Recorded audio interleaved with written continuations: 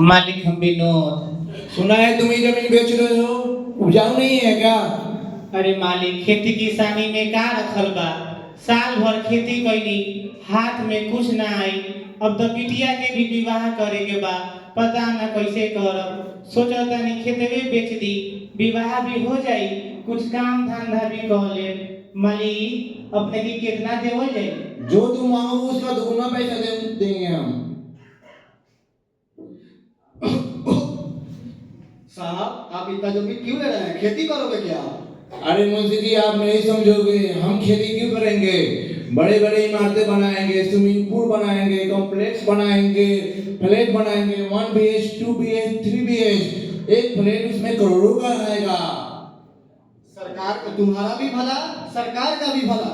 ऐसे क्या कीमत लोगे? सारी जमीन को सब खरीद लूंगा, सबको घर मिलेगा। ऐसे भी समाज सेवा करना मेरा परम धर्म है। अरे साहब आप क्यों डर रहे हैं? ये तो आम आदमी है। अरे मुंशी जी आप नहीं समझोगे, आम आदमी से ही डर लगता है। क्या चाहिए तुम्हें? साहब घर चाहिए। कैसा घर चाहिए? 1 BH 2 BH या पेंट हाउस? साहब जो भी सस्ता मिल जाए वो दे दीजिए। क्या पियो? कोल्ड ड्रिंक पियोगे या पानी? Cold drink. कोल्ड ड्रिंक लेके दिया जाए।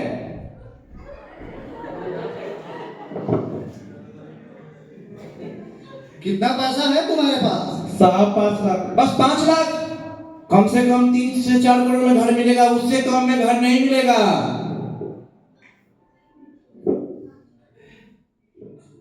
साहब 3 करोड़ मैंने तो कभी सुना ना कभी देखा। मेरे पास अधिक से अधिक 7 लाख हो सकते हैं। रुको रुको रुको रुको रुको, 7 लाख में मेरे यहाँ तो पानी मिलती है। साहब वही दे दीजिए आप। जाओ भागो यहाँ से, कहाँ कहाँ से चले जाते हैं गरीबी गाड़ी मुंह उड़ाकर। मुंशी जी आगे चलिए, मुझे और जमीन लेनी है। साहब ये सब जमीन खत्म हो गए तब? तो क्या हो गया? जंगल कटवा देंगे, समुद्र कटवा देंगे, उससे भी कम बढ़ जाएगा। चांद पर घर बनवा देंगे। चलो। आई दादा।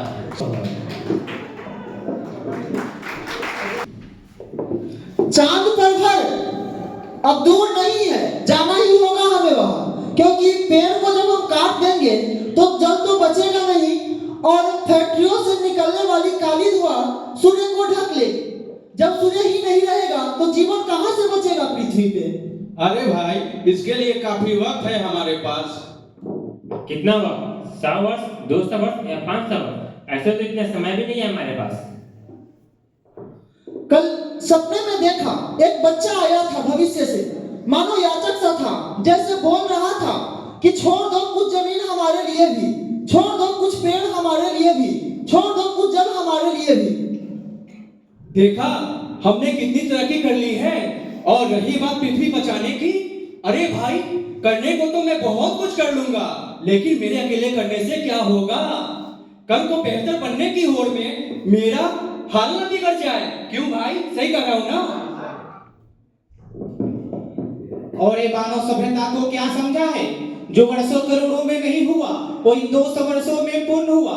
हमने बिजली बनाई और भारतीय सभ्यता का तो अंबार सा लग गया है। क्या नहीं है हमारे पास?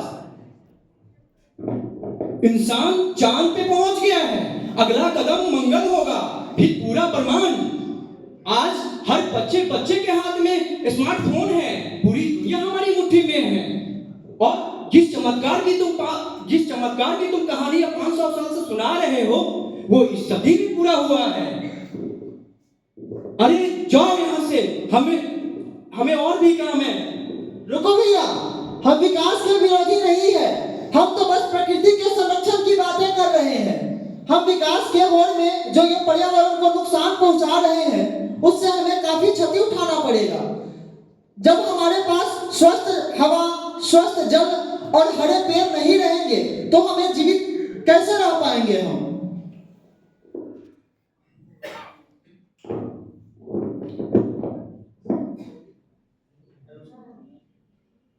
कोई जानबूझ के दूर नहीं हो रहा है, लेकिन विकास के रास्ते में कोई भी आएगा उसे खत्म कर दिया जाएगा, चाहे वो प्रकृति हो या मानव। उफ, ये क्या मुसीबत है?